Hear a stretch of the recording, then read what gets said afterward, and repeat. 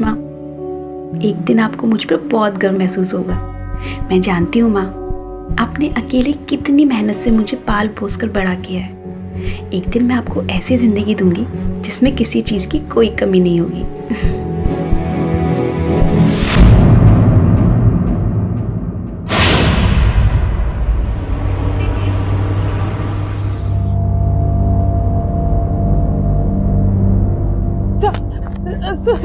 सब मेरी बेटी अभी तक घर नहीं आई सर। उसका फोन भी स्विच ऑफ आ रहा है सर। मुझे कुछ समझ में नहीं आ रहा कि मैं क्या करूं। सर आपके सीनियर कहाँ है आपके सीनियर? आप शांत हो जाइए मैम। सर मुझे समझ में नहीं आ रहा कैसे शांत हो। क्या चल रहा था? क्या हुआ मैम?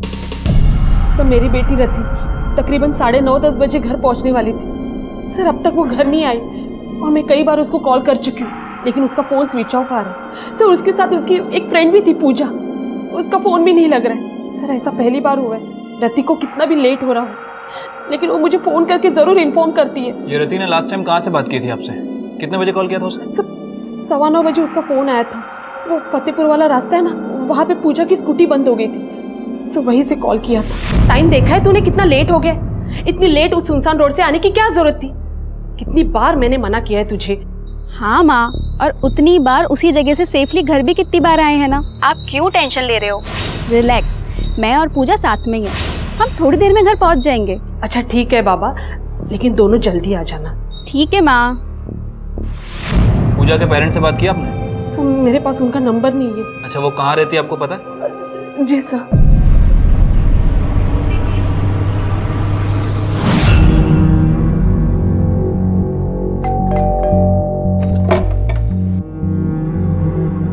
आपकी बेटी पूजा कहाँ है? पूजा तो सो रही है। क्या बात क्या है? पूजा तो यहाँ, रति कहाँ है? आंटी मैं तो आज पूरा दिन रति से नहीं मिली। ऐसे कैसे हो सकता है? रति ने खुद कहा था कि तू उसके साथ है, तू झूठ क्यों बोल रही है? ऐसे कैसे बात कर रही है आप मेरी बेटी से? ये क्यों झूठ बोलेगी? तू रति क्यों झूठ बोलेगी? हमें क्या पता, गई होगी किसी लड़के के साथ। बकवास मत कीजिए, जबान संभाल के बात कीजिए मुझसे। एक मिनट चुप रहिए आप लोग। प्राची, इन्हें बाहर लेकर जाओ। चलिए जाइए। पूजा तू क्यों झूठ बोल रही है? बता ना रति कहाँ है? पूजा सर मैं सच बोल रही हूँ, मैं आज पूरा दिन नहीं मिली रति से। जहां तक झूठ सच की बात थी तो वंदना सही थी।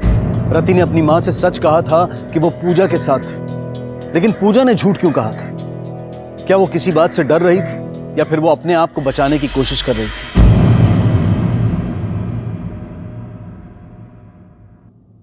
उसने यही कहीं से मुझे कॉल किया था सर। ठीक है, आप यहीं इंतजार कीजिए, हम लोग उसे ढूंढते हैं। मेरे अंदर चलो।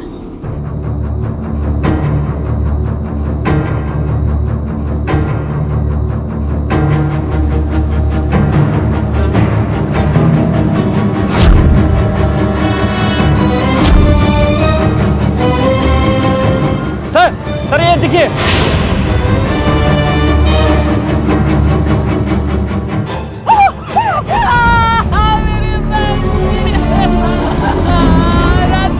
मेरे अंदर।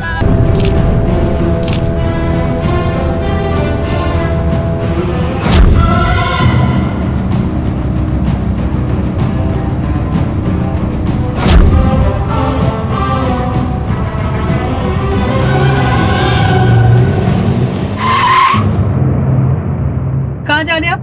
जी सामने मेरा फार्म हाउस है, वहीं जा रहा था। पर यहाँ हुआ क्या?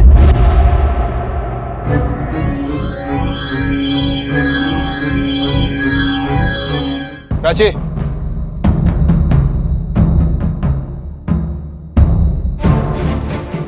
कौन था ये? सर ये आशुतोष शर्मा था, ये इन्हीं का फार्म हाउस है। सर रति की पोस्टमार्टम रिपोर्ट के हिसाब से इसका मर्डर कल रात 9 बजे से 10 बजे के बीच हुआ। और रति ने अपनी मां से रात 9-9:15 बजे के बीच में फोन पे बात की थी। उसके बाद इस पे हमला हुआ। Right sir. और मौत सर पर किसी भारी चीज से हमले की वजह से हुई। और सर बॉडी पर काफी स्ट्रगल के निशान भी है। सर इसका मतलब ये हुआ कि उसके साथ रेप करने की कोशिश की गई, लेकिन रेप हुआ नहीं। और ये टायर ट्रैक्स किसी 2 व्हीलर के। रति की फ्रेंड पूजा के पास स्कूटी है, राइट? और उसने कहा कि उस दिन वो रति से मिली ही नहीं। सबसे पहले ये टायर ट्रैक्स को लैब में भेज के वेरीफाई कराओ। अगर ये टायर ट्रैक्स पूजा की स्कूटी के ही है तो हो सकता है कि ये मर्डर पूजा नहीं किया, और ये भी हो सकता है कि इस सब में पूजा के साथ कोई और भी है। और रति के कॉल रिकॉर्ड चेक करो। देखो कि अपनी माँ के अलावा इसने और किस किस से बात की, और पूजा के ट्रायंगुलेशन रिकॉर्ड से यह पता करो कि वाकई ये रति के साथ थी या नहीं, और उस फार्म हाउस के बारे में क्या इन्फॉर्मेशन है। सर क्राइम सीन पर वो एक लौता फार्म हाउस है किसी आशुतोष शर्मा का। वो आज सुबह क्राइम सीन पर आया भी था, पूछ रहा था कि क्या हुआ। मुझे लगता है कि हमें एक बार इस फार्म हाउस के मालिक आशुतोष शर्मा से मिल लेना चाहिए, हो सकता है वहीं से कोई इन्फॉर्मेशन हाथ लगे। अरे तुमने चपाती ली कि नहीं? ये लो गरम गरम तुम्हारे लिए। वाह, क्या शर्ट है तुम्हारी, एकदम हैंडसम लग रहे हो। तुम पे ना बिल्कुल सूट करता है, चॉइस तो है तुम्हारी। अरे तुम ये लो ना, स्पेशली मैंने तुम्हारे लिए बनाया। कितने दुबले हो गए हो तुम। खाना हो गया ना तुम लोगों का? चलो निकलो। जी चलते हैं।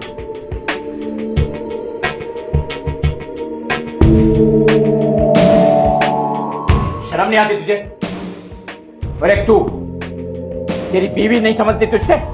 ये काम भी मुझे ही करना पड़ेगा। क्या करेंगे आप और क्या करेगा आपका ये बेटा? बहुत सह लिया मैंने, अब और नहीं। अब मेरी जो मर्जी होगी मैं वही करूंगी।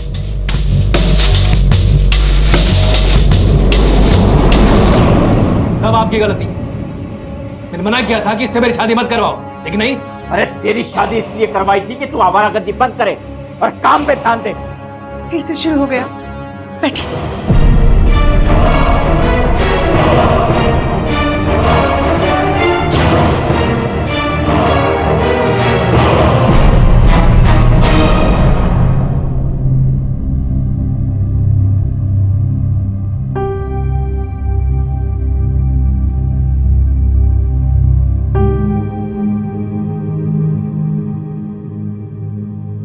क्या हुआ शिप्रा?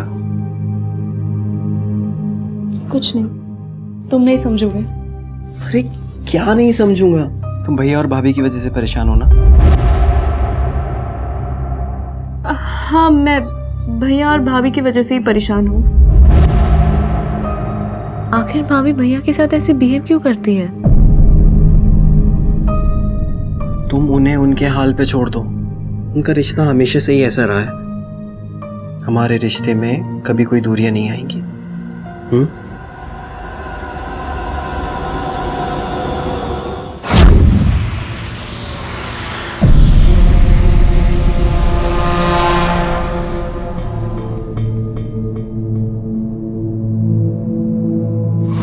अजय वो फार्म हाउस मेरा ही है, पर उस लड़की के मर्डर से इस बात का क्या लेना देना है?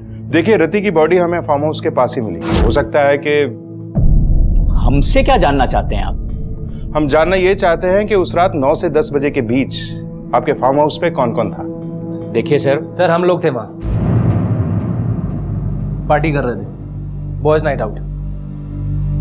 इसमें मैं, मेरा भाई और 2-3 दोस्त थे, कुल 3-4 लोग थे हम। बॉयज नाइट आउट, तो फिर लड़कियों को भी बुलाया होगा?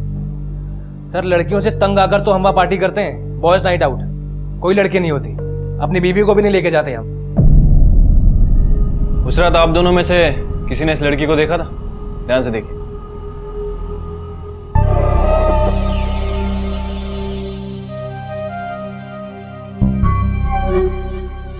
नहीं सर, इसे हमने पहले कभी नहीं देखा। ठीक है मिस्टर वेद, आपकी बॉयज नाइट आउट में जो भी लड़के थे, हमें उन सबके नाम और नंबर चाहिए। वीरेंद्र, सबकी लिस्ट ले लो इनसे।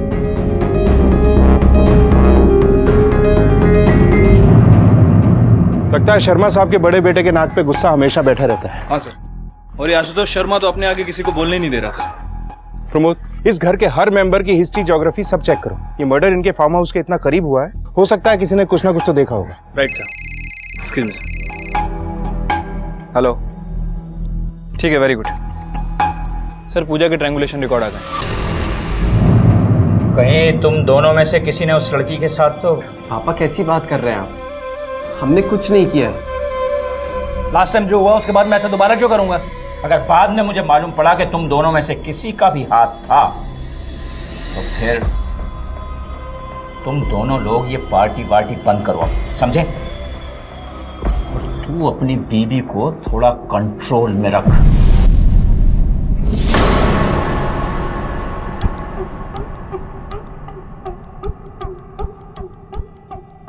तुम इतना डर क्यों रहे हो? कुछ नहीं होता, डोंट वरी। लेकिन मीना ये सब गलत है। तुमने कहा था ना कि तुम्हें मेरी बहुत चिंता है, मेरे लिए कुछ भी कर सकते हो, तो अब क्यों पीछे हट रहे हो? नीरज और वेद दोस्त हैं, वो क्या सोचेंगे जब उन्हें पता चलेगा? कैसे पता चलेगा? हाँ, तुम कुछ बोलोगे और ना ही मैं।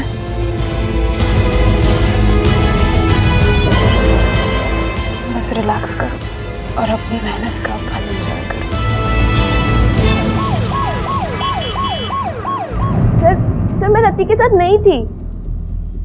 देखो, अगर तुम यहाँ सच नहीं बताओगी तो तुम्हें हमारे साथ पुलिस स्टेशन चलना होगा। चॉइस तुम्हारी है, चलना है पुलिस स्टेशन या फिर सच बताना है, क्योंकि हमारे पास तो तुम्हारे खिलाफ सबूत हैं कि उस रात तुम क्राइम सीन पर रति के साथ थी। तुम्हारे ट्रायंगुलेशन रिकॉर्ड, तुम्हारी स्कूटी की टायर की मिट्टी, ये सब बता। सर, पूजा कभी कभार उस रास्ते से आती जाती है, मगर इसका मतलब ये तो नहीं है। एक मिनट पूजा, अब सच छुपाने से कोई फायदा नहीं है। तुम थी ना उस रात रति के साथ? हाँ सर, मैं उस रात रति के साथ थी, लेकिन सर उसने मुझे बोला था कि मैं स्कूटी रोकूं क्योंकि वो किसी से मिलना चाहती थी। बस मैंने उसको वहाँ पे ड्रॉप किया और मैं अपने घर आ गई। उसके बाद मुझे नहीं पता कि वहाँ पे क्या हुआ। अगर रति वहाँ पे किसी को मिलने वाली थी तो मुझे जरूर बताती। सर, आप मेरी बात को समझ ही नहीं रहे। मैं और रति बहुत करीब थी। सर, पूजा वो आखिरी इंसान है जिसने रति को जिंदा देखा था। सर, कहीं ऐसा तो नहीं कि पूजा और रति में किसी बात को लेकर लड़ाई हुई हो और फिर पूजा ने गुस्से में आकर उसका मर्डर कर दिया? इनके कॉलेज में जाके पता करो कि ये दोनों वाकई में अच्छी दोस्त थी या ये नाटक था, और ये भी पता करो कि फार्म हाउस की पार्टी में इन दोनों का कोई कनेक्शन है। हो सकता है हमें कोई क्लू वहीं से मिले। पहले पूजा और रति बहुत क्लोज फ्रेंड्स थे, पर फिर कुछ दिनों से पूजा को ये लगने लगा कि रति भी क्लास के उसी लड़के को लाइक करती है जिसमें पूजा इंटरेस्टेड थी। पर सर ऐसा कुछ भी नहीं था, रति को तो सिर्फ अपनी बुक्स में इंटरेस्ट था। सर, इसे मैंने पहले कभी नहीं देखा, और वैसे भी 7 बजे से ही पी रहा था, इसलिए काफ़ी नशे में था। अगर कोई आया गया भी होगा तो मुझे याद नहीं सर। ज़्यादा कुछ तो याद नहीं है। हाँ, लेकिन वेद फोन कॉल अटेंड करने के लिए बाहर गया था। नहीं सर, मैंने इसे कभी नहीं देखा। ठीक है। पुलिस ने फार्म हाउस पर हुई पार्टी के सभी मेहमानों के कॉल रिकॉर्ड्स चेक किए, लेकिन उन्हें किसी पर भी शक करने जैसा कोई सुराग नहीं मिला। और यह भी कंफर्म हो गया कि वेद वाकई में अपनी पत्नी के साथ ही बात करने के लिए बाहर गया था। तभी एक ऐसी बात सामने आई जिसने इस पूरे केस को हिलाकर रख दिया। सर, सभी के कॉल रिकॉर्ड को अच्छे से चेक किया, लेकिन किसी के खिलाफ कोई पुख्ता सबूत नहीं मिला। प्रमोद, उसे देखकर ऐसे लगता है ये एक रैंडम किलिंग है। किसी ने विक्टिम को वहां अकेले देखा और रेप करने की कोशिश की, फिर पकड़े जाने के डर से उसे मार दिया। सर, मुझे तो लगता है कि इस काम में पूजा का ही हाथ है। हो सकता है किसी के साथ मिलकर उसने। लेकिन जब तक हमें किसी के भी खिलाफ पुख्ता सबूत नहीं मिल जाते, ये सब थ्योरीज हैं। ये रहे शर्मा फैमिली की डिटेल्स। ठीक है, तुम जाओ। सर, बड़ा फैमिली बिजनेस है, दोनों ही बेटे बिजनेस को संभालते हैं। बड़े की शादी 2 साल पहले हुई और छोटे की तकरीबन 3 महीने पहले। सर, ये देखिए।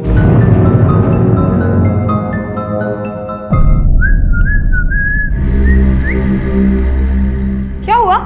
कहाँ थी रात भर से? वो पापा जी, मैं वेद के दोस्त और आपके एम्प्लॉय फिरोज के साथ। छोड़, शिप्रा, भाभी को लेके जाओ।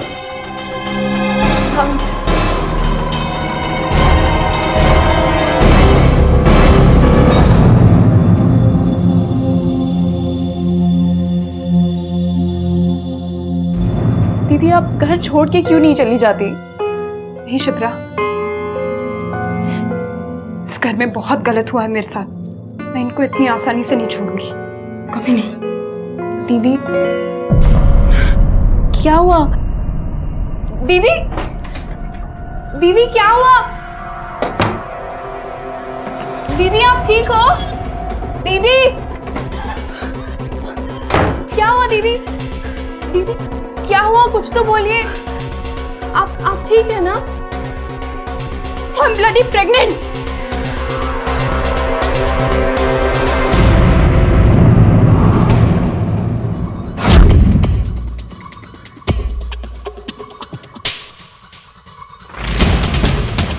सर आप बैठिए।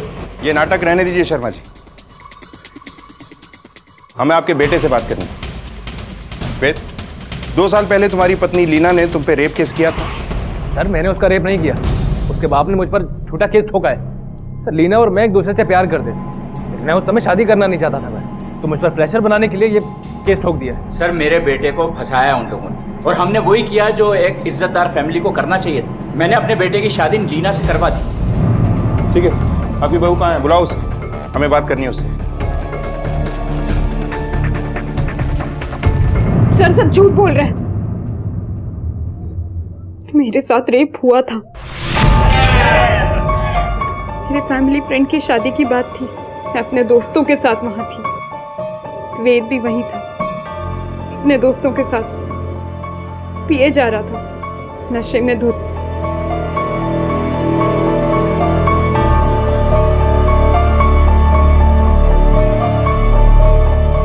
और फिर मैंने पुलिस में कंप्लेंट भी की, लेकिन मिस्टर आशुतोष ने मेरे माँ बाप का मुंह ये कहकर बंद करवा दिया कि वेद मुझसे शादी के लिए तैयार है। लेकिन शादी के बाद आपने केस क्लोज क्यों किया? उससे जबरदस्ती केस बंद करवाया गया।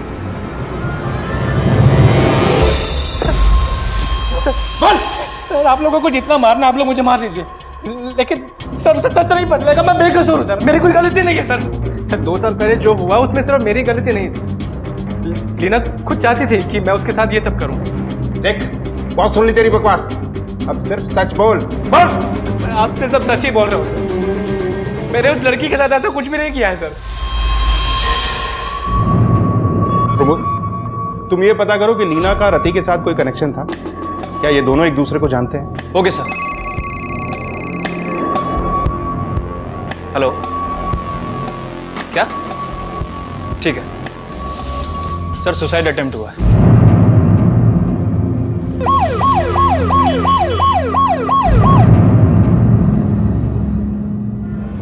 सुसाइड करने की बजाय तुम्हें हमारे पास आकर उनकी कंप्लेंट करनी चाहिए थी। वो तो मैंने इसे सही समय पर रोक लिया सर, वरना। सर जैसे ही पूजा ने हमें उस रात के बारे में बताया, हमने तुरंत आपको फोन करके बुला लिया। देखो पूजा, तुम अपनी फ्रेंड रति को इंसाफ दिलाना चाहती हो ना, तो फिर सच सच बताओ क्या हुआ था उस दिन।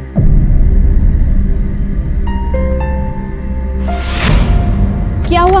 स्टार्ट हुई स्कूटी? नहीं यार, और कितना सताएगी, प्लीज स्टार्ट हो जा।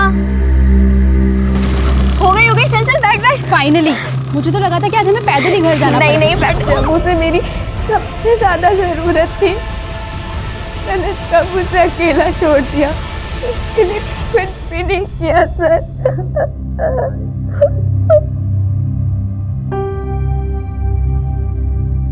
पूजा का सच सच तो था, लेकिन पुलिस इन्वेस्टिगेशन के लिए काफी नहीं था। और रति के मर्डर के बारे में अब तक सिर्फ खुलकर एक बात सामने आई थी कि उस पर 2 आदमियों ने अटैक किया था और उन दोनों ने हुडीज पहने हुए थे।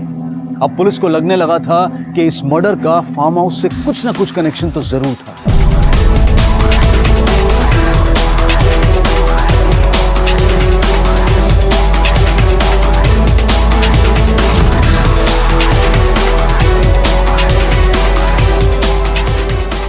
फार्म हाउस पर मिले सभी सबूतों को फोरेंसिक जांच के लिए भेजा गया। पार्टी के सभी मेहमानों से पुलिस ने नए सिरे से पूछताछ की और उन 2 लोगों ने जिस तरह का हुडेड जैकेट पहना था उसे ढूंढने के लिए सभी मेहमानों के घर की तलाशी भी ली गई और उस तलाशी में सामने आया एक चौंका देने वाला राज।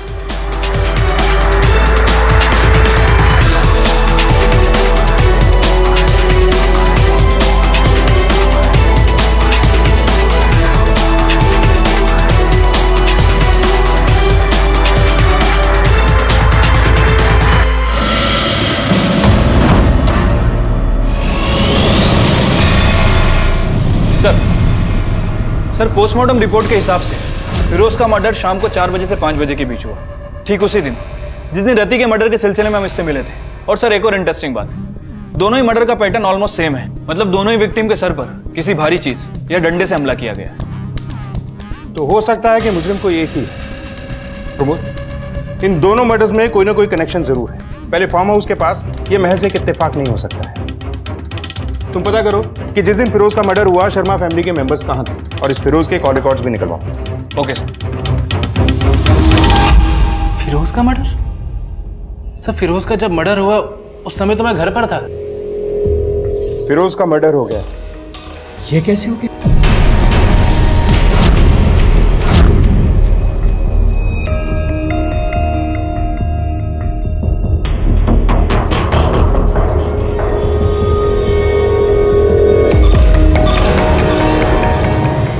तब मेरी गलती। मुझे लगा मैं पुलिस स्टेशन जाके सब हैंडल कर लूंगा, लेकिन दांत दिखा रही। रुक क्यों गए? मारो, उठाओ हाथ। फिरोज को तो मार दिया तुमने, मुझे भी मार डालो और मेरे साथ साथ मेरे पेट में पल रहे तुम्हारे बच्चे को भी मार डालो। मुझे क्या पता है बच्चा मेरा है या किसी और का है? सही कह रहे हो, बिल्कुल हो सकता है ऐसा। तुम्हारा नहीं तो एक काम करो, तुम्हारे दोस्तों को फोन करके पूछ लो, शायद उनका हो। क्या कर रहे हो भाई? रुक क्यों गए?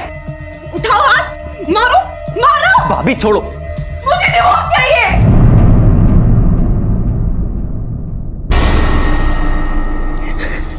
शिपर तुम्हें क्या हो गया अचानक से? हाँ, क्या बोल रही हो तुम? आज तो बोल दिया, आज के बाद बोलना मत। इस घर में आज तक न कोई डिवोर्स हुआ है न कोई डिवोर्स होगा, समझी? चलो निकलो यहां से।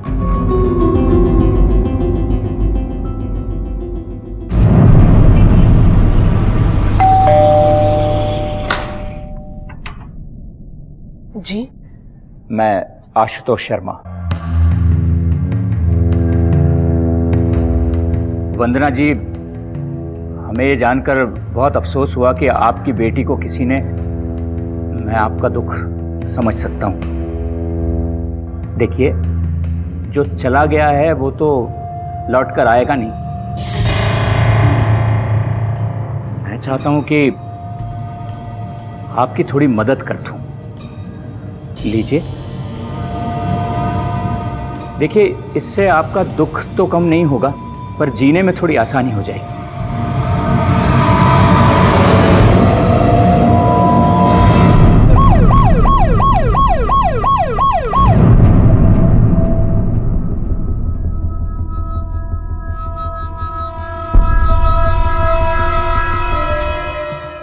सर, मैं तो इनकी चैरिटी मतलब मदद कर रहा था सर। झूठ, तो फिर से झूठ। तो यही मेरे रति की गुनहगार। मिस्टर शर्मा, यूं घूर के या गुस्सा दिखा के आप पुलिस को चकमा नहीं दे सकते। फिरोज की मौत के बाद आपकी पूरी फैमिली शक के दायरे में है। सर आप खुद सोचिए, हम में से कोई भला उसे क्यों मारेगा? वो हमारा ऑफिस एम्प्लॉय से पहले मेरे दोनों बेटों का दोस्त था सर। आज के जमाने में दोस्ती सिर्फ नाम के लिए होती है। आप तो उस दिन की चिंता कीजिए जिस दिन आपके और आपकी फैमिली के खिलाफ हमारे पास सबूत होगा। चलिए। पहले रति की हत्या, फिर फिरोज की और फिर उसके बाद आशुतोष का विक्टिम की मां को पैसे देना, इन सारी घटनाओं से पुलिस को किसी साजिश की बू आ रही थी। लेकिन इन हत्याओं की तह तक पहुंचने के लिए पुलिस के पास कोई भी ठोस सुराग नहीं था। बस इतना अंदेशा था कि शायद फिरोज उन दोनों आदमियों में से एक था जिन्होंने रति के ऊपर हमला किया था, या शायद फिरोज रति के रेप और मर्डर का अकेला चश्मदीद गवाह था और इसी वजह से वो पुलिस इन्वेस्टिगेशन के दौरान इतना हड़बड़ाया हुआ था। लेकिन ये सिर्फ एक अनुमान मात्र था। इसकी पुष्टि करने के लिए पुलिस के पास कोई ठोस सबूत नहीं था। और जब एक बार फिर से इस केस पर कोहरा छाने लगा, तब एक फोन आया और सामने आया एक नाम। हेलो, आप जिसे ढूंढ रहे हैं वो नीरज शर्मा है, आपका असली गुनहगार। Call transfer. हेलो, किसका नाम बताया आपने? नीरज शर्मा, आपका असली गुनहगार।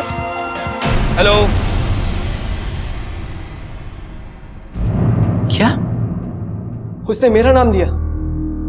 सर ये सब झूठ है, मैंने कुछ नहीं किया, कोई मुझे फंसा रहा है। लीना भाभी ने फोन किया होगा। सर शायद वो भाई का बदला ले रही है मुझसे। वो ऐसा क्यों करेगी? सर उन्हें लगता है कि मैं भी अपने भैया और पापा के जैसा हूँ, इसलिए वो मुझे फंसा रही है। आए दिन वो मेरी बीवी शिप्रा के भी कान भरती रहती है, उसे मेरे खिलाफ करना चाहती है। लीना, नीचे आ बेटा। नीचे आ जाओ। दीदी आ जाओ, वापस आ जाओ। हो जाएगा।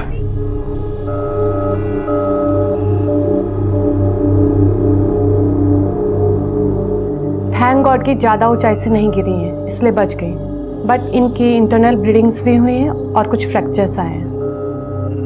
आई एम सॉरी, हम इनके बच्चे को नहीं बचा पाए। लीना जी, हम समझ सकते हैं कि आप अपने परिवार से गुस्सा थे, लेकिन आपके कहने से हम ये कैसे मान लें कि नीरज ने रति का मर्डर किया है? मतलब कुछ सबूत है आपके पास? मैंने आपको कब कहा कि नीरज ने रति का खून किया है? आपने आवाज बदलकर हमें कॉल नहीं किया? नहीं सर, और मैं किसी का नाम क्यों लूंगी? और अगर मुझे नाम लेना ही होता तो मैं अपने पति का नाम लेती, नीरज का नहीं।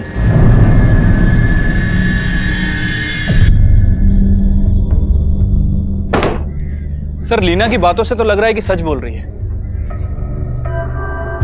सर, ये फिरोज की फाइल और कॉल डिटेल है सर। कॉल किसी पीसीओ से आता सर। ये देखो प्रमोद, कुछ सालों पहले भी फिरोज पे मॉलेस्टेशन के केस दर्ज हुए थे। इसका मतलब ऐसे और कई केसेस हो सकते हैं। वीरेंद्र सर, पिछले 2 सालों में फार्म हाउस के आसपास जितने भी मॉलेस्टेशन और मिसिंग के केसेस दर्ज हुए हैं, मुझे उन सब की फाइल चाहिए। Okay sir. कहते हैं कि कोई भी इंसान अपराधी बनकर पैदा नहीं होता, बल्कि मजबूरियां और हालात उसे अपराधी बना देते हैं। लेकिन कुछ लोगों के लिए अपराध मजबूरी का नाम नहीं होता, बल्कि उनके जीवन जीने का तरीका बन जाता है। इस तरह के अपराधी सीरियल ऑफेंडर्स कहलाते हैं, जिन्हें अपराध की ऐसी लत लग जाती है कि वो हर मौके पर एक नया जुर्म करते हैं, और जिसका नतीजा भुगतना पड़ता है कई मासूम जिंदगियों को।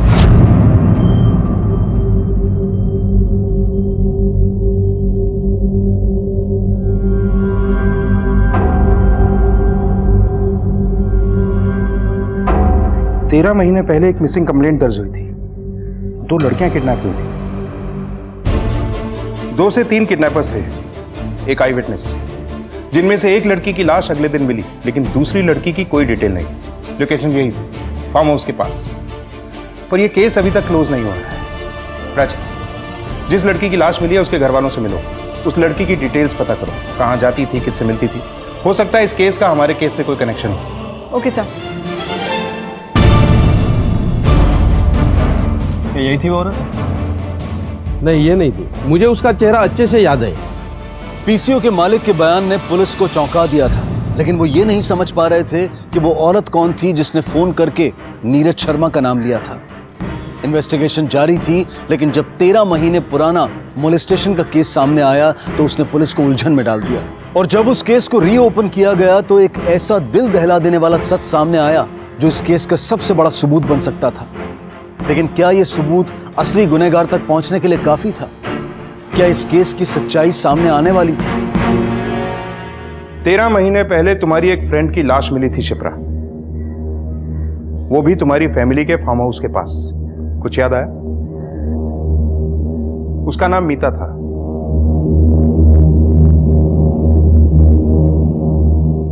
हमारे लिए नहीं तो अपनी दोस्त के लिए से। अपनी दोस्त को इंसाफ नहीं दिलवाओ? बोलो शिप्रा। सर, उस दिन मीता के साथ मैं भी थी और मीता का रेप हुआ था और मेरा भी।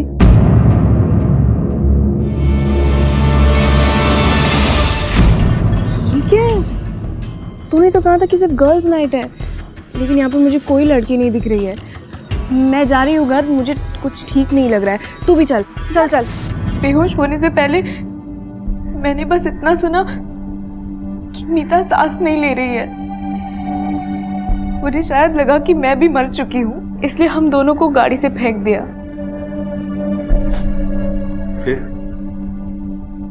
सर, जब मेरी शादी हुई तब मुझे पता चला कि वो फार्म हाउस तो मेरे इन-लॉज का है। और जिस दिन मैंने फिरोज को देखा, चौंक गई थी मैं। वही तो था जो उस दिन गाड़ी में था। और उसके बाद बस यही सोच रही थी कि कहीं उसके साथ वो जो और 2 साथी थे, कहीं मेरे पति और जेठ जी तो नहीं, या फिर मेरे ससुर। लेकिन मुझे कभी पता नहीं चला, इसलिए मैंने पीसीओ से कॉल किया था। आप जिसे ढूंढ रहे हैं वो नीरज शर्मा है, आपका असली गुनहगार। और मैंने नीरज का नाम लिया। मुझे लगा कि अगर इन्वेस्टिगेशन शुरू होगी तो सच तो सामने आ ही जाएगा। मैं समझ सकता हूँ शिप्रा, उस फिरोज का हर रोज तुम्हारे घर में आना जाना, उसे देखकर तुम्हें गुस्सा आता होगा, शायद इसीलिए तुमने उसे मार दिया। नहीं सर, फिरोज का खून मैंने नहीं किया है। ठीक है, अभी तुम जा सकती हो, लेकिन जब तक ये केस क्लोज नहीं हो जाता तुम्हें हमारे साथ कोऑपरेट करना होगा।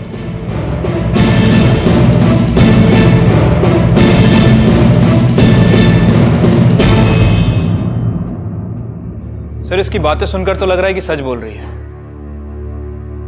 प्रमोद, पिछले 13 महीनों से ये खामोश थी, अब अचानक? हो सकता है यह पूरा सच नहीं बोल रही। इसके ट्रायंगुलेशन रिकॉर्ड चेक करो, पता करो कि जिस दिन फिरोज की मौत हुई ये कहां थे। आशुतोष, वेद और नीरज, तीनों को यहां बुलाओ। इस घर की दोनों बहुओं के साथ रेप हुआ है। शिप्रा की दोस्त मीता का रेप एंड मर्डर भी फार्म हाउस के पास ही हुआ है, और रति का मर्डर भी फार्म हाउस के पास ही हुआ है। यह महज एक इत्तेफाक नहीं हो सकता। Okay sir. क्या शिप्रा का रेप हुआ था? और उसे लगता है कि ये सब... मैं कसम खा के कहता हूं सर, मैंने शिप्रा का रेप नहीं किया। मैंने कभी किसी के साथ ऐसा कुछ नहीं किया सर। किस बात पे इल्जाम लगा रहे हो तुम लोग? देखो, मैं तुम लोगों की इज्जत कर रहा था अभी तक, और अब मैं तुम्हें छोड़ूंगा नहीं। छोड़ेंगे तो हम तुमको नहीं मिस्टर आशुतोष, अगर हमें पता चला कि तुम या तुम्हारे बेटे इन मर्डर्स में शामिल हैं तो। सर बकवास कर रही है वो, कोई रेप नहीं है उसका। सर वो ना लीना के कहने पे ये सब कर रही है। झूठी है सर दोनों की दोनों। क्या आपको शिप्रा के रेप के बारे में पता था? जी। कहीं ऐसा तो नहीं कि आप और शिप्रा अपने ससुराल वालों से बदला लेना चाहती थी, इसलिए उसे फंसाने के लिए पहले आप दोनों ने फिरोज को मारा और अब... कैसी बातें कर रहे हैं सर आप? मुझे तो ये तक नहीं पता कि शिप्रा का रेप किसने किया। तो कैसे हम दोनों... क्या आपके साथ भी गैंग रेप? नहीं, मुझे तो सिर्फ वेद ने।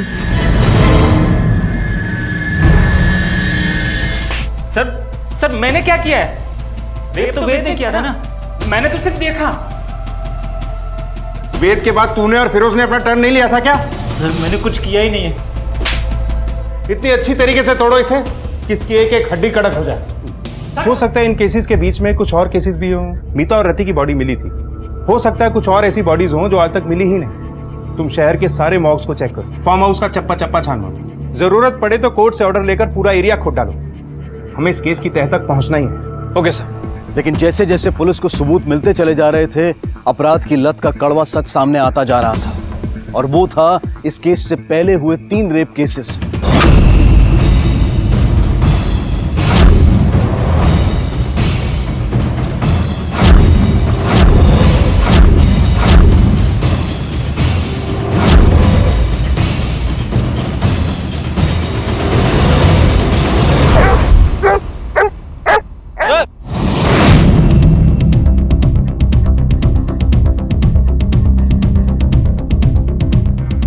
वीरेंद्र, खुद आओ इधर।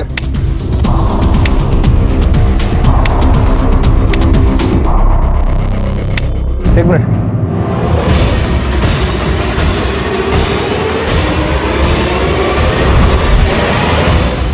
वीरेंद्र, बॉडी निकालो। प्रमोद, चारों का पोस्टमार्टम करो। हो सकता है इनमें से कोई बॉडी ज्यादा पुरानी ना हो और हमें मुजरिम का डीएनए मिल जाए। इससे पहले कि एक और रेप हो, हमें ये केस क्लोज करना है। Okay sir. वीरेंद्र, एम्बुलेंस में कॉल करो। शिप्रा, लीना और मीता, और 13 महीने पहले भी तुम दोनों ने एक लड़की का रेप किया था। तेरा और फिरोज का डीएनए मिला है विक्टिम की बॉडी से। फार्म हाउस में पार्टी वाली रात को उस लड़की रति को क्यों मारा था? झूठ मत बोलना, वरना इस बार उल्टा लटका के मारेंगे। मारना मत। सब बोल दो। पार्टी की रात फार्म हाउस से मैं और फिरोज बाहर आए थे, तभी उन 2 लड़कियों को स्कूटी पे देखा। और कब से चल रहा था ये सब? तब से जब शिप्रा और मीता से पहले किस किस का रेप किया था? साहब वो याद नहीं है, लेकिन शिप्रा और उसके दोस्त का नंबर बहुत बाद में आया था। लेकिन हाँ, मौत शिप्रा की दोस्त की हुई थी सबसे पहले। पर क्या? बोल। पर मैं और फिरोज नहीं रुके। हमें लड़कियों का रेप करके उन्हें मारने में मजा आने लगा। इन सब में नीरज भी शामिल था तुम्हारे साथ? नहीं सर, वो इस सबसे दूर ही रहता है। फिरोज को क्यों मारा था? साहब फिरोज को मैंने नहीं मारा है। फार्म हाउस पार्टी के बाद हम लोगों ने आगे की प्लानिंग भी शुरू कर दी थी, लेकिन वो बीच में ही लीना के चक्कर में पड़ गया और सब कुछ गड़बड़ हो गया। फिरोज और लीना, क्या वेद जानता था इसके बारे में? हाँ सर, लीना वेद के सामने ही फिरोज से फ्लर्ट करती थी, उसे गुस्सा दिलाने के लिए।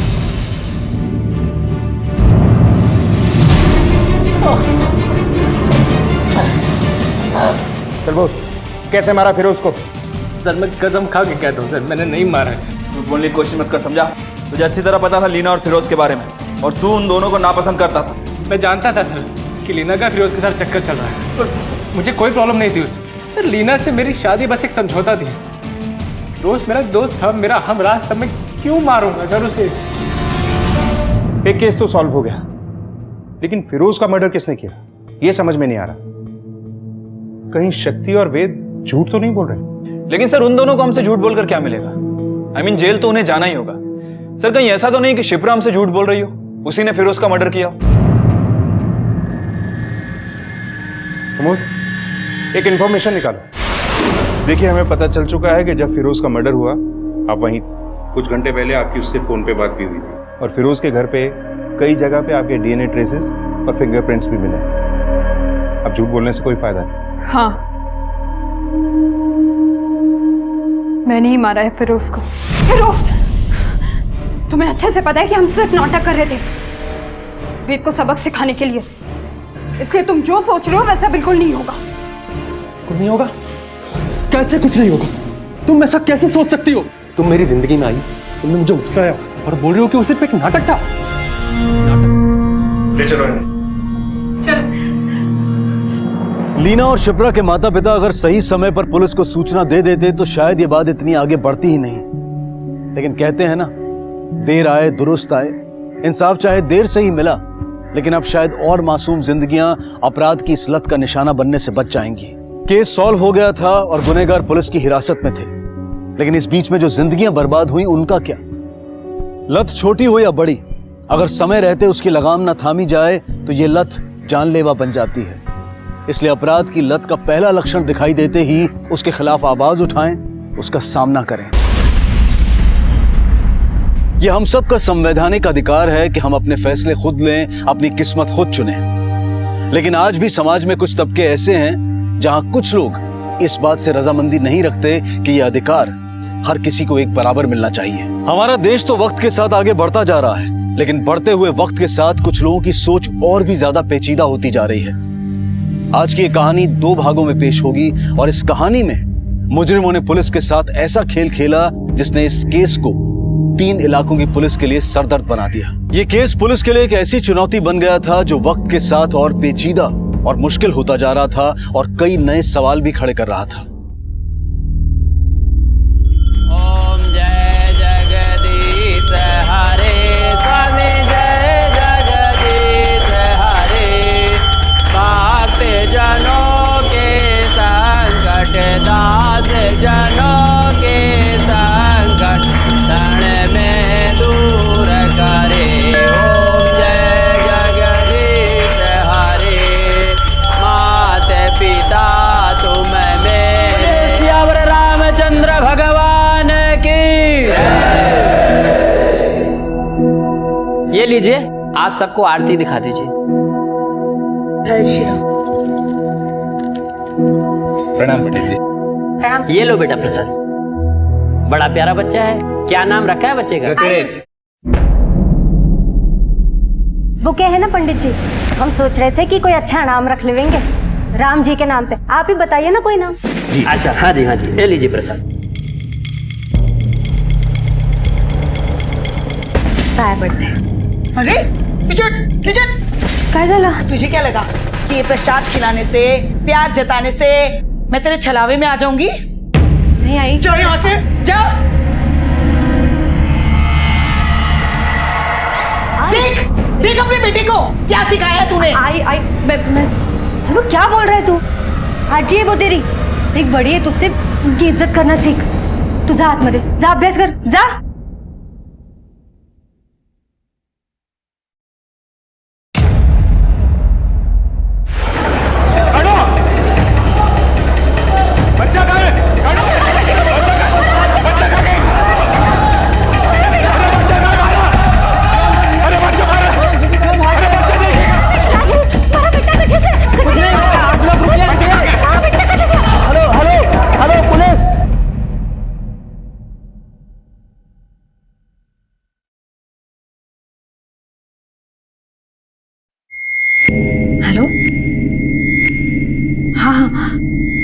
वहाँ घर के बाहर ही खड़े रहना, मैं आ रही हूँ। हाँ ये थे।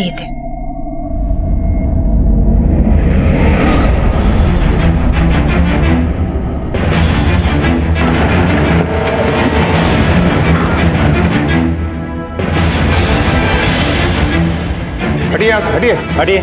वागले, मंदिर के सारे एंट्री एग्जिट बंद कर दो, कोई भी यहाँ से भागने ना पाए। और पता करो कि कितने लोग मंदिर में मौजूद थे और अब कितने नहीं। सब चलिए, दरवाजा बंद करो। पंडित जी, मैं इंस्पेक्टेशन दें। क्या आप बता सकते हैं कि ये सब कैसे हुआ? किसने गोली चलाई, कौन था वो? सब कुछ इतना जल्दी जल्दी हुआ कि हमारे कुछ समझ में नहीं आया, लेकिन भगवान की कृपा से किसी को कुछ नहीं हुआ। इधर आओ। तुम कहाँ थे जब ये हुआ? साहब यहीं पर था, आरती में। आरती के दौरान तुमने किसी ऐसे आदमी को देखा था जिस पे तुम्हें शक हो? नहीं साहब, आरती के दौरान दरवाजा बंद ही रहता है। इसका मतलब जिसने भी गोली चलाई वो आरती के टाइम मंदिर में ही मौजूद था।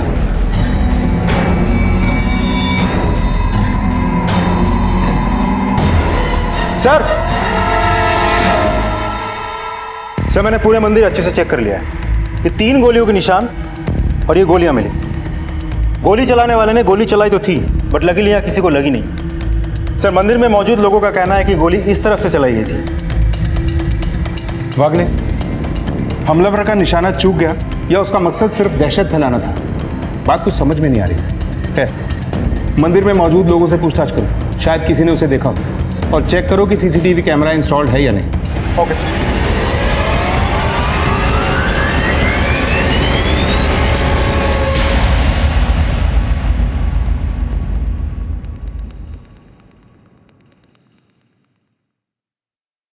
अरे हे काय, मुझे जल्दी जल्दी बुला लिया और खुद यहाँ काम कर रहे हो। चला लवकर चला। अरे ये भी तो काम ही है ना। अगं मधु, असं काय करतेस? मैंने डॉक्टर से अपॉइंटमेंट ली हुई है। हे बक, एक बार अगर ये काम हो जाए ना तो हमें दोबारा प्रेग्नेंट होने का डर नहीं रहेगा, समझ रहे हो ना? और वैसे भी बस 3 घंटे की बात है, हॉस्पिटल से डिस्चार्ज मिल जाएगा, हम वापस भी आ जाएंगे। चलो चलो उठो, चल उठ गो, चल लवकर चल। अरे जलवाला, सुनो ना, मैं जो कर रही हूँ वो सही तो है ना? देख मधु, हमारे मर्दों को ना हमारी कुछ पड़ी नहीं है। खुद तो दिन भर कैरम खेलते बैठते हैं और हमें बच्चा पैदा करने की मशीन समझते हैं। ये सब हमारे सेहत के लिए भी ठीक नहीं है ना रानी? पता ना। बिल्कुल, और मुझे जलबाला पर पूरा भरोसा है, वो कभी भी हमारा बुरा नहीं चाहिए। और चंपा की भी उसने कितनी मदद की ना ये अचार का बिजनेस बढ़ाने में।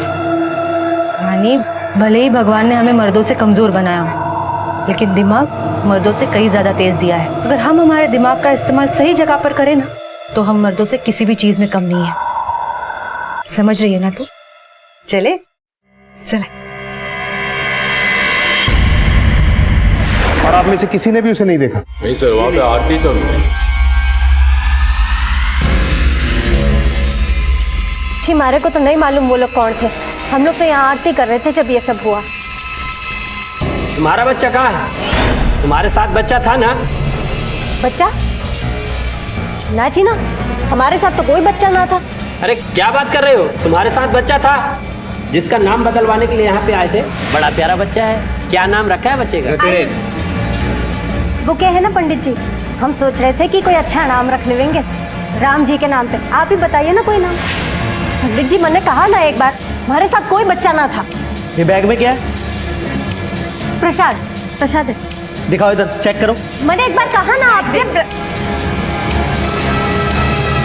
मैंने कहा ना आपसे प्रसाद दीजिए। रुको साहब जी,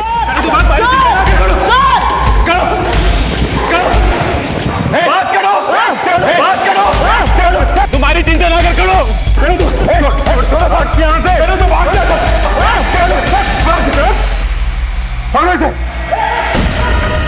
साहब मैंने कुछ नहीं किया साहब, सब छोड़ दो। मैंने सर ये बच्चे मिले।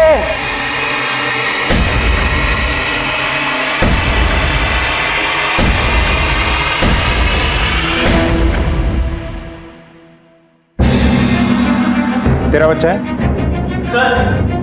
सर वो औरत तो भाग गई। वागले, उस औरत के हाथ में गन है, हमें जल्द से जल्द उसे गिरफ्तार करना होगा। हो सकता है ये आदमी उसके बारे में जानता है। चलो, सब कुछ ना किया, सब मैंने कुछ नहीं किया साहब। मंदिर के परिसर में गोलियां किसने चलाई थी? गोलियां चलाने वाले का मकसद क्या था? वो औरत जिसे मंदिर में पुलिस की गिरफ्त में आने से पहले ही एक शख्स ने भगा दिया था, वो कौन थी और वो चाहती क्या थी? अभी तो ये पुलिस के लिए पेचीदगियों की शुरुआत थी। ये मामला अपने गर्भ में इतने राज छिपाए बैठा था जिनकी गहराइयों तक पहुंचने के लिए पुलिस को लोहे के चने चबाने पड़े।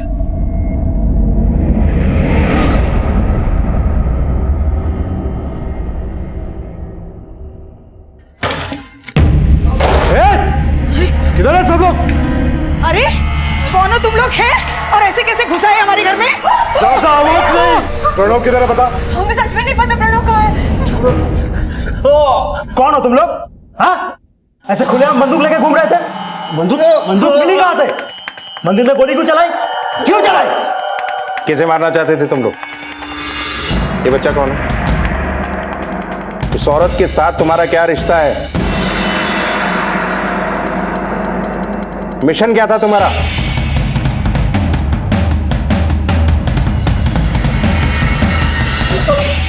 अपने मुंह से खुद ही बोलेगा या डंडा डाल के मैं बुलवाऊं? देख, तेरे सामने उस मंदिर के पंडित ने कहा था कि ये बच्चा तुम लोगों के साथ था। किसका बच्चा है ये? उस औरत के साथ तेरा क्या रिश्ता है? बोल। देख, अगर तू ऐसे ही शांत रहेगा ना तो मजबूरन हमें इस बच्चे को किसी एनजीओ को देना होगा। क्या तू ये चाहता है कि इस बच्चे को हम किसी अनाथ आश्रम या एनजीओ को दे दें?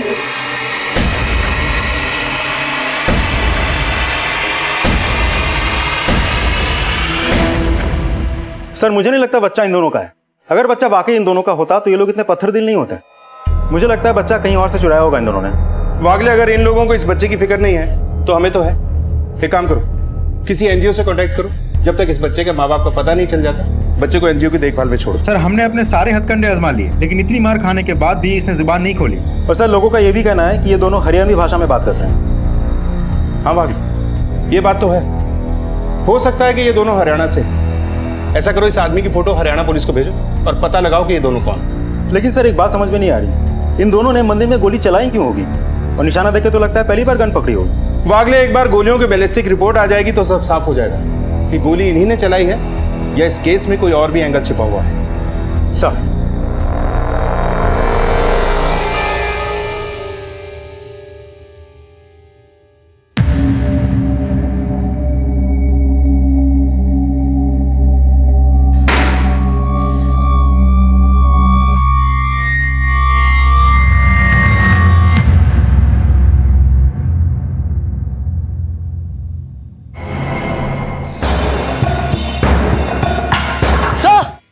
जल्दी आइए, उस आदमी ने सुसाइड कर लिया है।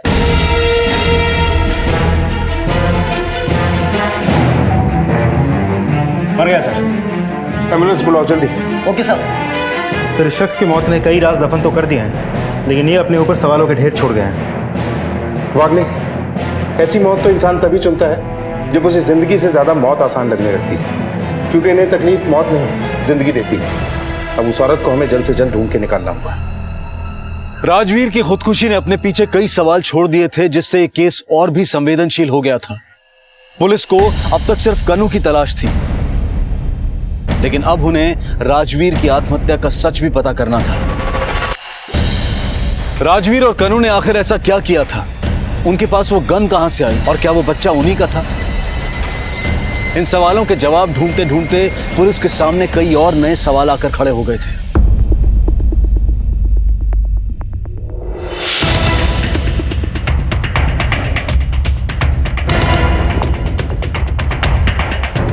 भैया सुना, जिस आदमी ने मंदिर में गोली चलाई थी उसी आदमी ने पुलिस स्टेशन में आत्महत्या कर ली।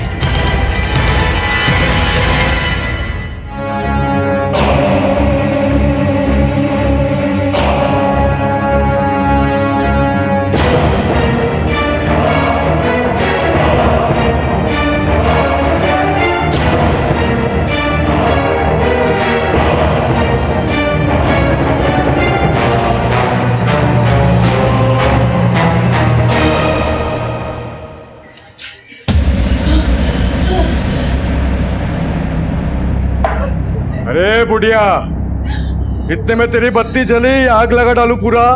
हाँ, बुढ़िया बहुत मजबूत है, मुंह ही नहीं खोलती है।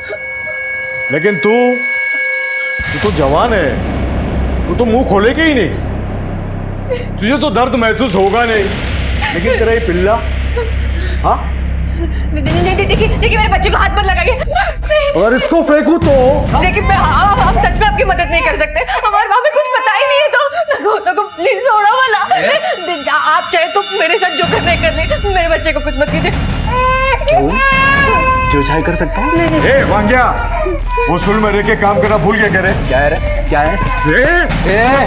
तू बीच में मत आ, जास्त तरबिया लेकर है तुला।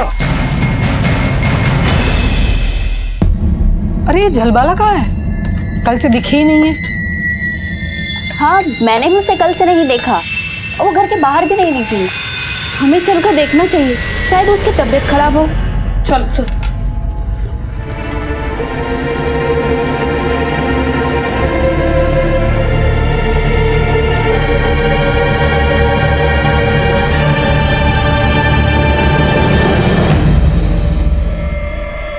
चलो बेटा, हमें बच्चे से भी कोई इन्फॉर्मेशन हाथ नहीं लगी है और मैंने हर पुलिस स्टेशन में क्रॉस चेक कर लिया, लेकिन किसी भी पुलिस स्टेशन में इस बच्चे की मिसिंग कंप्लेंट रजिस्टर नहीं है।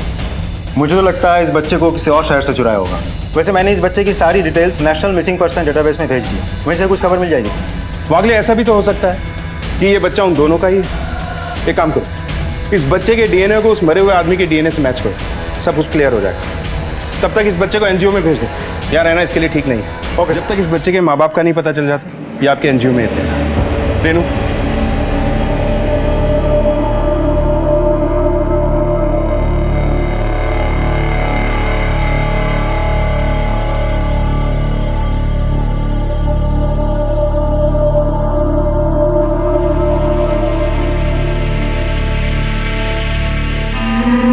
वही हम सोच रहे थे कहाँ गई।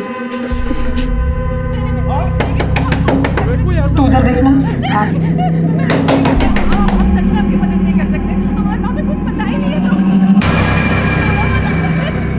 सुनो, वो ध्यान से सुनने की कोशिश करो, अंदर से कुछ आवाजें आ रही है।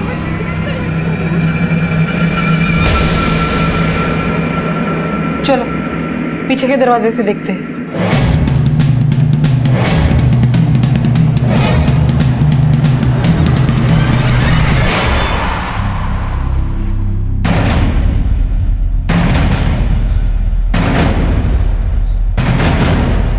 कुछ तो प्रॉब्लम है।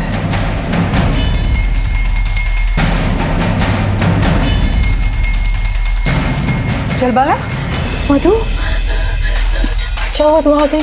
वो चंदर और वांगे आए, उन्होंने हमें अंदर बंद करके रखा है और वो आई को भी बहुत परेशान कर रहे हैं। मधु, तो तुम लोग जाओ ना, देखो देखो वो क्या कर रहे हैं।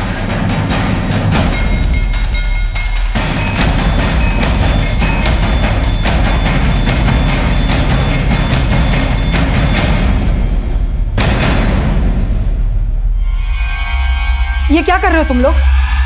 क्या चल रहा है यहाँ पे? ए भाभी लोग, क्या रे? तुम लोग को बीच में पढ़ने की जरूरत नहीं है, चलो निकलो ऐसे, चलो। देखना मधु, क्या हाल बना दिया। ए गुड़िया, ज्यादा नाटक मत कर, ऐसा मारूंगा ना सीधा हॉस्पिटल में पड़ी हुई दिखेगी। ए प्रकाश, तेरे औरत को आके लेके जा, बहुत दिमाग खराब कर रही है मेरा। मेरी सटक गई ना तो। और क्या रे आइटम लोग, तुम लोग को ना ज्यादा दिमाग नहीं चलाने का, वरना मेरी सटक गई ना तो।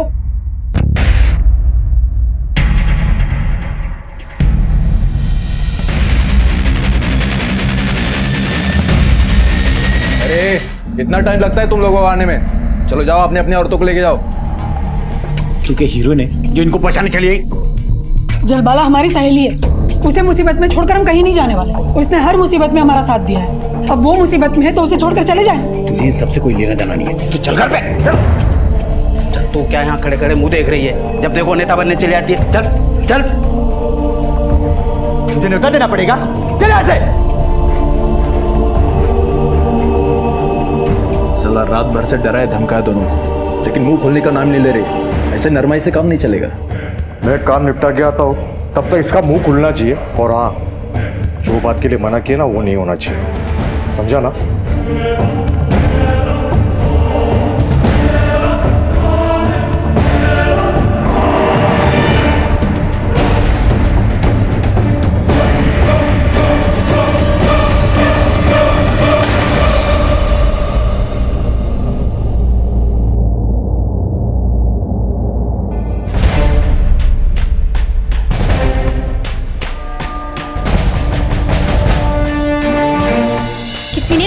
मार के कांच तोड़ा है। जान पूछ के किया है किसी ने ये सब।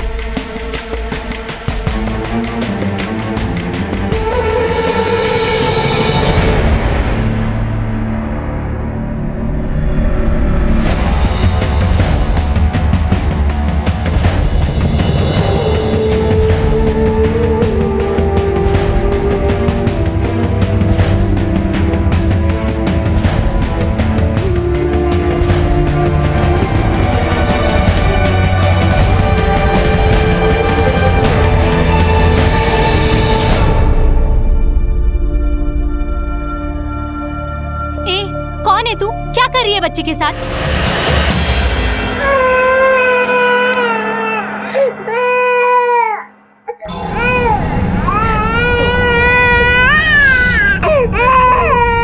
ऐसे नहीं मानेगी ना तू।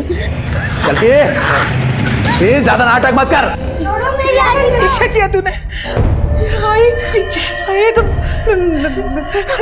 तुम मर गया।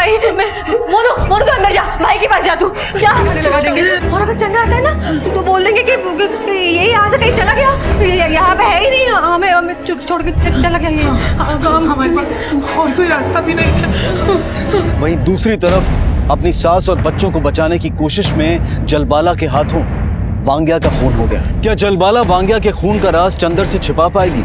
आखिर चंदर और वांग्या जलबाला के पति से क्यों मिलना चाहते थे, और वो जलबाला के परिवार को इतना परेशान क्यों कर रहे थे?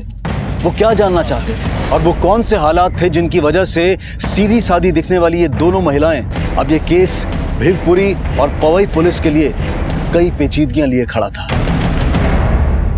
यही थी वो औरत? हाँ सर, यही थी। सर, अगर उस औरत ने बच्चे को किडनैप किया तो अपनी ही जान जोखिम में डालकर एनजीओ जाके बच्चे क्यों चुराए? किसी भी गैंग का मेंबर अपनी टारगेट के साथ कभी इमोशनली अटैच नहीं होता, तो इसने ऐसा क्यों किया होगा? ठीक है, आप लोग जा सकते हैं। वागले, मुझे लगता है कि वो बच्चा इसी औरत का है। अगर वो बच्चा इस औरत का नहीं भी है तो भी इस औरत का उस बच्चे के साथ कोई ना कोई कनेक्शन जरूर है, वरना कोई खुद को मुसीबत में डाल के इतना बड़ा रिस्क नहीं लेगा। एक काम करो, इस औरत की फोटो पूरे शहर के पुलिस स्टेशन में भिजवा दो, हर जगह पूछताछ करो। किसी न किसी ने तो इसे देखा होगा। मुझे लगता है ये औरत भागने की कोशिश करेगी। हमें हर हालत में इस औरत को गिरफ्तार करना है। सब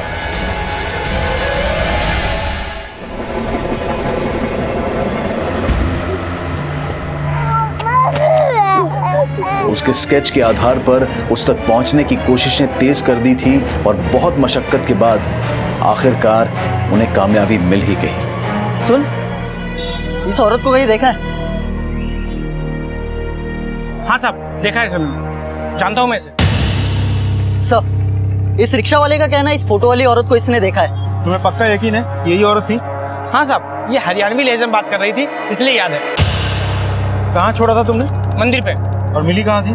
सर, MG रोड। इस औरत के साथ कोई और भी था? हाँ साहब, एक आदमी, एक बच्चा था।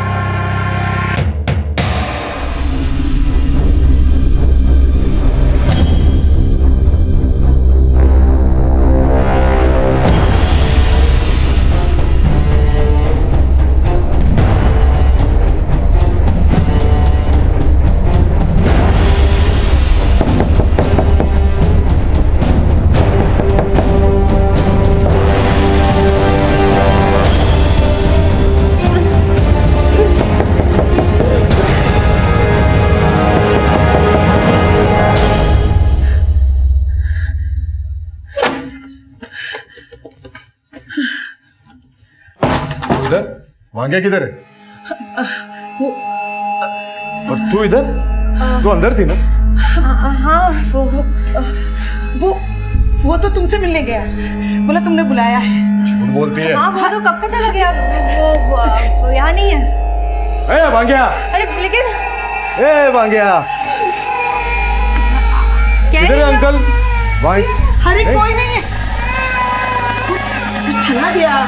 अरे यार, यहाँ के सुनिए, कोई नहीं है यहाँ पे, हम कह रहे हैं ना। कब?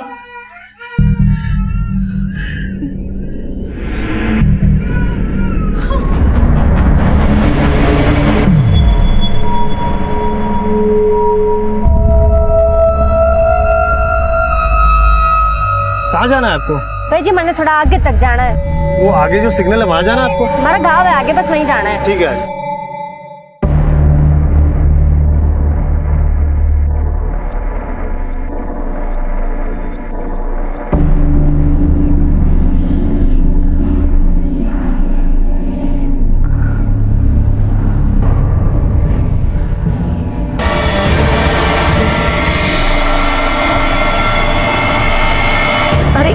अरे जरा ठीक से खिला बेटा। हाँ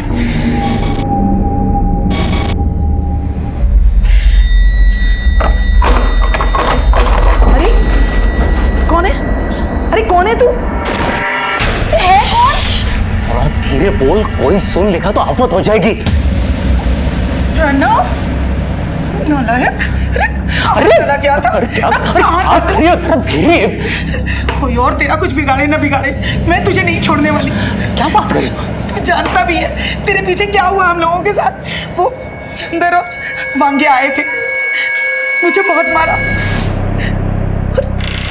तू ये क्या बन के घूम रहा है? तेरा दिमाग तो ठीक है ना? सब तू था कहाँ इतने दिन?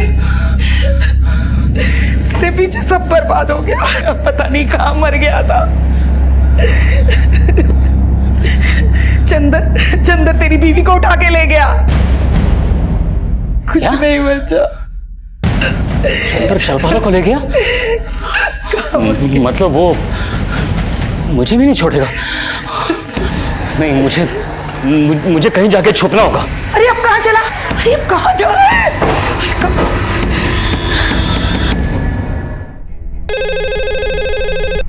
हेलो। हाँ सर, वो मैंने बुरखे वाली औरत को मैंने अभी मुंबई छोड़ा है। क्या तुम्हें पूरा यकीन है कि ये बुरखे वाली औरत वही पोस्टर वाली है? जी हाँ सर, जी बिल्कुल वो पोस्टर वाली ही औरत थी। अच्छा, उसके साथ में कोई और भी है? जी हाँ सर, उसका एक बच्चा भी था। बच्चा? क्या ऐसा लग रहा है कि ये बच्चा उसने कहीं से चोरी किया है? नहीं सर, वो तो उसकी माँ लग रही थी। तुमने जहां भी इस औरत को छोड़ा है हमें उस जगह का एड्रेस एसएमएस कर दो।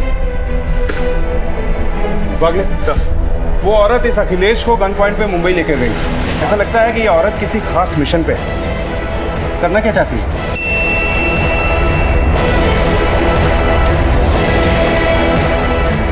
वागले, हमें मुंबई जाने की तैयारी करनी है।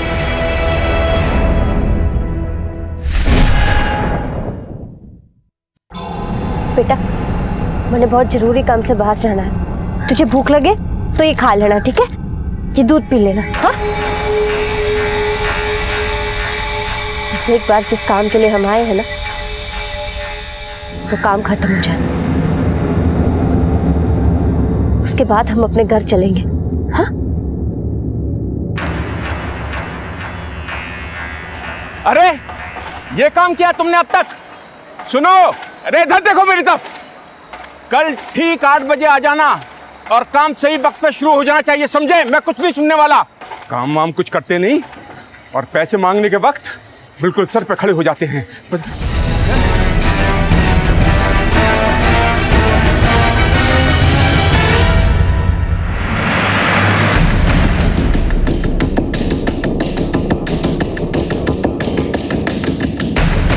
सर, इसका नाम हर्ष पारेकर है, लोकल कॉन्ट्रैक्टर है सर। इसे पॉइंट ब्लैंक रेंज से मारा गया है। तुमने हमलावर को देखा?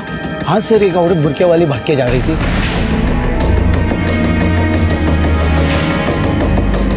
तांबे सर, इस आदमी की पूरी डिटेल निकालो। आसपास के सभी लोगों से पूछताछ करो, शायद किसी ने उस बुरके वाली औरत को भागते हुए देखा होगा। सर, मुंबई के पवई इलाके में अचानक हुई इस हत्या से इलाके में सनसनी फैल गई थी। कॉन्ट्रैक्टर हरीश पारेकर की हत्या किसने और क्यों की थी, और इस हत्या का इस कहानी से क्या लेना देना था? इस केस में अब तक सिर्फ सवाल पर सवाल उठ रहे थे, जिनके जवाब ढूंढना पुलिस के लिए आसान नहीं था।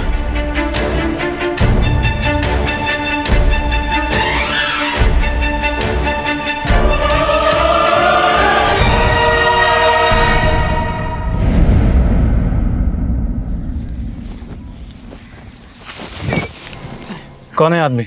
इसे जानते हो? ये साहब मैं नहीं जानता इसे।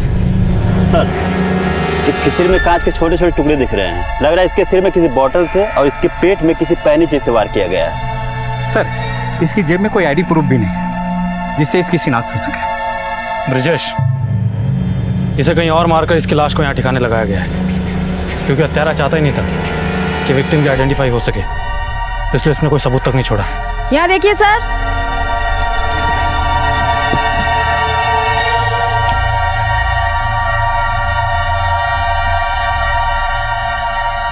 यहाँ पर भी खून के निशान है। लगता है बॉडी को इसी रास्ते से लाया गया है। सर, इधर जो खेत है ना, उसके बाद एक रोड है जो अक्सर सुनसान रहता है। सर, मुझे लग रहा है कि लाश उसी रास्ते से लाई गई है। उस रोड पर सभी लोगों से पूछताछ करो, किसी ने तो कुछ देखा होगा। और हाँ, विक्टिम का फोटो सारे पुलिस स्टेशन में सर्कुलेट करा दो। Okay sir.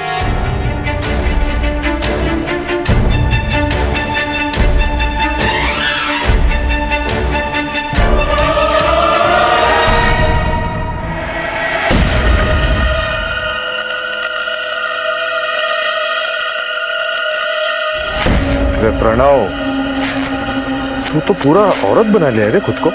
हाँ, मुझसे बचने के लिए ना। अभी ये सब करने की जरूरत नहीं है तुझे। तेरा मेरा हिसाब चुकता हो गया। मेरी बीवी कहाँ है? क्या किया है तुमने उसके साथ? क्या किया? बहुत कुछ किया, बहुत मजा आया। हाँ?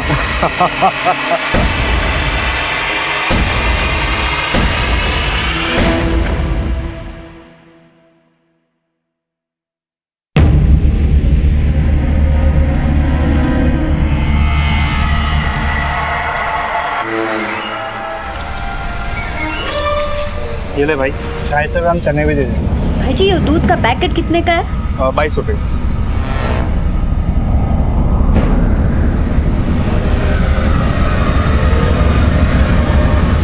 ये लो, एक और दूध का पैकेट। दूध कहाँ है? दूध, दूध।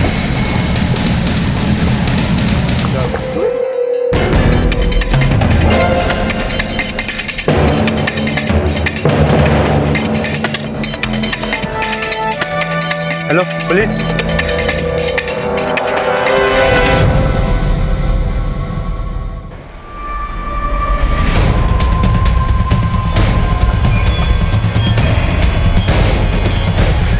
आइए साहब, मैंने फोन किया था। साहब, ये औरत, इसने बुर्का पहना था। हमें भी बुरखे में एक बच्चे के साथ भटक रही लड़की की इन्फॉर्मेशन पहले ही मिल चुकी है। जरूर उसने ये दूध अपने बच्चे के लिए खरीदा होगा और बच्चे को लेकर ज्यादा दूर तक भागी नहीं होगी। एक काम करो, आसपास के एरिया को अच्छे से चेक करो, वो हमें यहीं कहीं मिलनी चाहिए। ओके।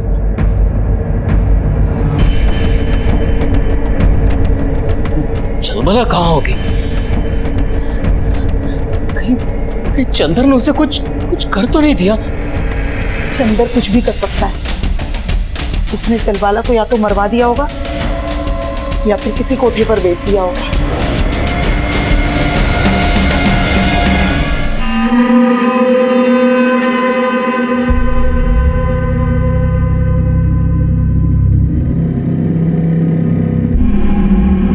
क्या है? कुछ चाहिए क्या आपको? नाम शंकर सिन्हा है।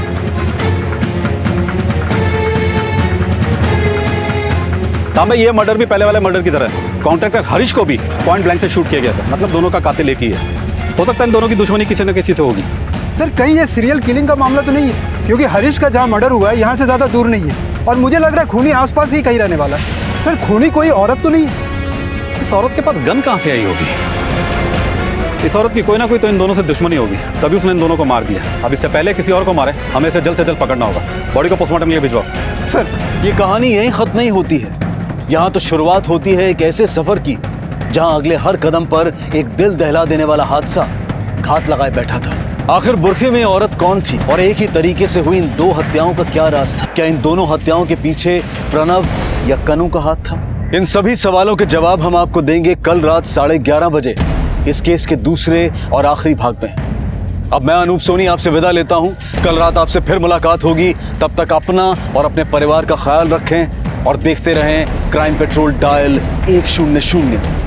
सबक एक को, सीख हम सबको। जय हिंद। क्राइम पेट्रोल के और भी दिलचस्प कहानी देखने के लिए हमारे चैनल को सब्सक्राइब करें और बेल आइकॉन दबाना न भूलें।